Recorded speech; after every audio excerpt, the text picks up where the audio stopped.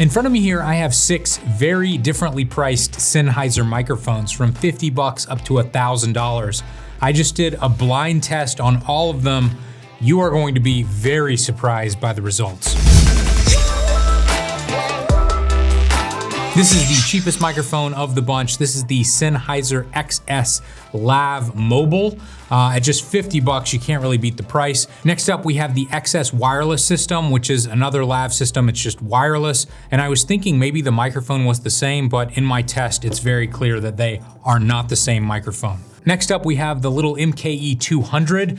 This microphone is meant to be used on top of a camera or maybe with a smartphone. It's basically supposed to do a little bit better job than the microphone built into the camera. There's no battery, there's no buttons, you just plug it in and it works. Next up is the MKE 400. It's the next level up. This one does have a battery, which gives you different options. You have a high pass filter, you have a volume knob. It also has a headphone jack and volume available there as well if you want to monitor yourself. So this little guy is going to be a little bit more professional than the 200. Moving on up, we've got the Sennheiser MKE 600. This is a shotgun microphone that can be used with an internal battery. It takes a AA battery, or you can plug it in and have standard phantom power.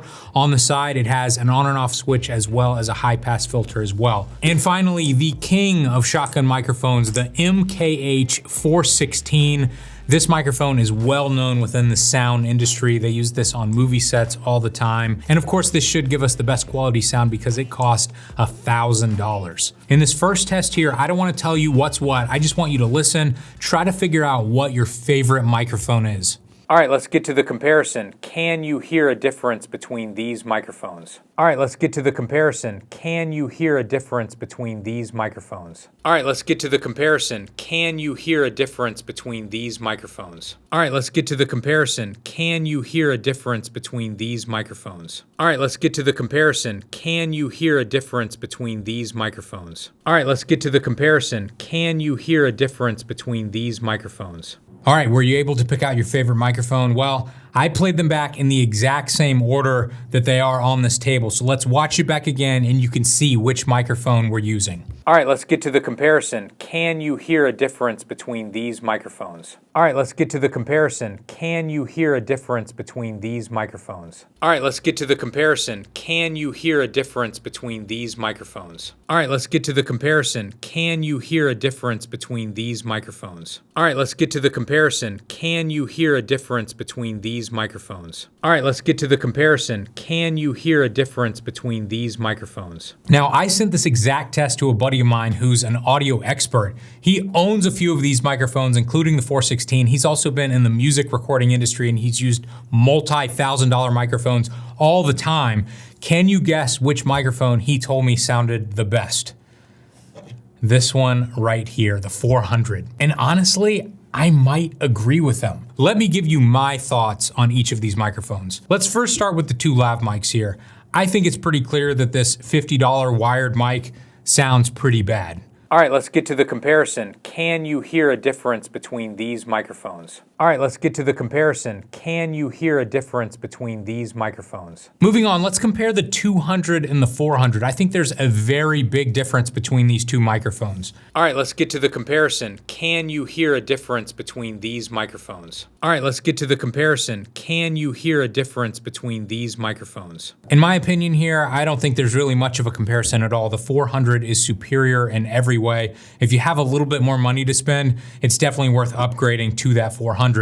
Now, the interesting thing is the 400 and the 600 to my ears sound almost identical. All right, let's get to the comparison. Can you hear a difference between these microphones? All right, let's get to the comparison. Can you hear a difference between these microphones? Let me know in the comments if you guys can hear any difference at all. They sound so similar. Now comparing the 400 and the 600 versus the really expensive 416, I think they're pretty similar, but there's no doubt that the 416 has more bass. And maybe that would be a great thing in certain environments, especially if you were outside. But in this room specifically, there is a little bit of an echo, even with all of the sound treatment I've done. It's a concrete room and I can hear this resonance in the lower part of my voice. And I feel like the 416 picks up on that a little bit more.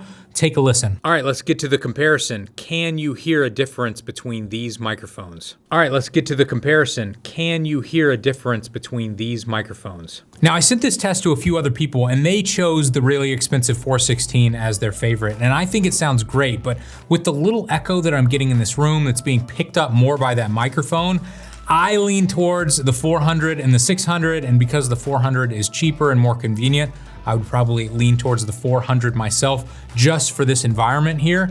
But there's so many more tests that I could do, and I probably will do in the future. We could do tests over a little bit more range. We could do tests outside. We could do tests in different rooms that aren't made of concrete like this and really see which microphone is best overall. But in this room specifically, I was completely shocked that the MKE 400 sounded that good.